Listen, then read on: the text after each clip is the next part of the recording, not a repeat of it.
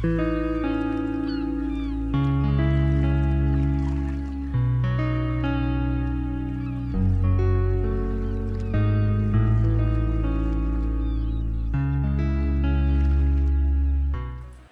et bienvenue dans l'atelier pour ce nouvel épisode de On fait le point. Aujourd'hui, on va parler de la trousse à outils que j'ai toujours dans le bateau, qui me permet de me dépanner dans 90% des cas et pouvoir rentrer au port tranquillement. C'est pas toujours des réparations pérennes, hein, c'est pas pour faire de l'entretien, c'est vraiment pour arriver à rentrer dans un port. Donc on va commencer l'unboxing de la caisse à outils. Donc dedans, il va y avoir de quoi s'occuper de matelotage, d'électricité et de mécanique diverses. Donc pour le matelotage, moi j'ai déjà toujours un palan 4 brins pré-gréé. Il me sert à deux choses. Il me sert quand le bateau il est amarré loin du quai, parce que dans le port ça a tendance à bouger beaucoup quoi. Ça me permet de pouvoir avancer et reculer le bateau facilement, pouvoir monter à bord facilement. Et ça me sert aussi à faire une retenue de baume quand je fais des longs bords au portant, pour éviter de faire des empennages sauvages.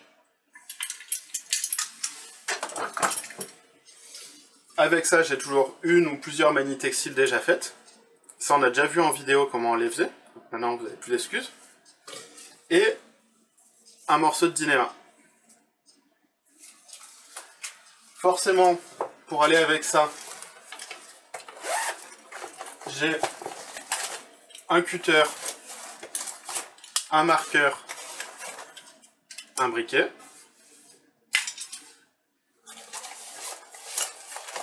Et un jeu d'aiguilles épicé. Pour continuer dans tout ce qui est matelotage et travaux des voiles, j'ai du tape pour les voiles, pour faire des petites réparations, le temps d'aller voir un vrai voilier. Et une alène automatique.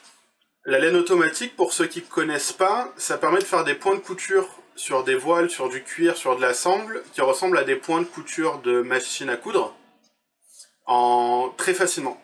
C'est vraiment super simple à utiliser, ça coûte pas très cher, c'est vraiment bien d'avoir ça à bord.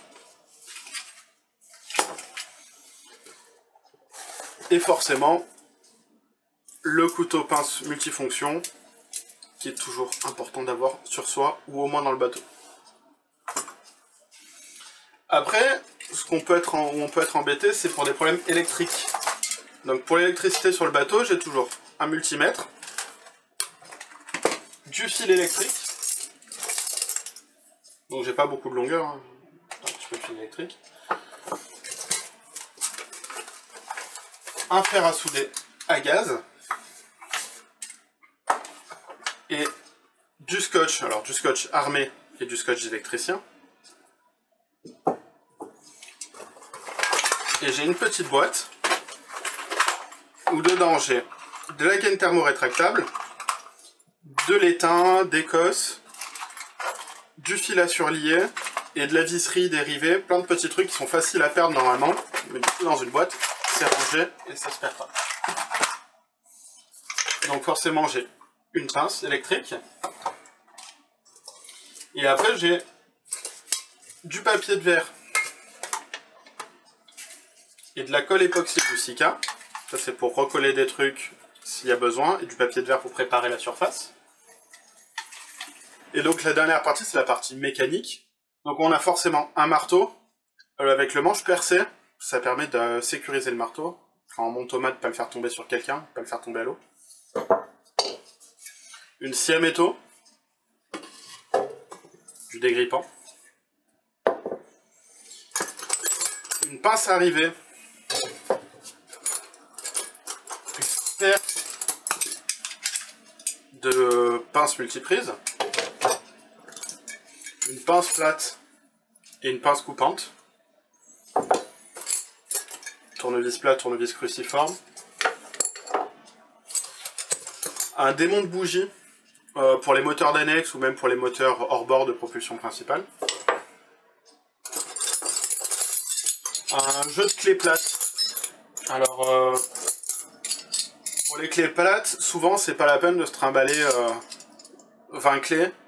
Ce qu'il faut avoir, c'est en double, c'est au moins 8, 10, 13, 17, et avec ça on démonte quasiment tout.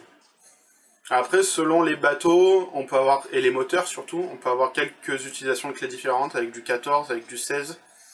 Mais voilà. Puis après, ça va vraiment dépendre de vos bateaux.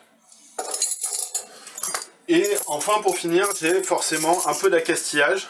Donc des manilles inox, des mousquetons, des petites poulies, des mousquetons de drisse. Et voilà. Donc c'est le contenu de ma caisse à outils. Donc voilà, maintenant que vous savez les outils qui composent ma caisse à outils, elle a l'avantage d'être petite et légère, donc elle se glisse facilement même dans les plus petits bateaux, et elle me sert pour faire de la croisière côtière et semi-éturière. On va dire que l'idée c'est d'aller faire une Corse ou un truc comme ça, il n'y a pas besoin de beaucoup plus. Si vous avez des idées d'outils à rajouter dedans, n'hésitez pas à me le dire dans les commentaires. Pour voir toutes mes vidéos, n'hésitez pas à vous abonner. On se retrouve très bientôt dans un nouvel épisode d'On fait le point.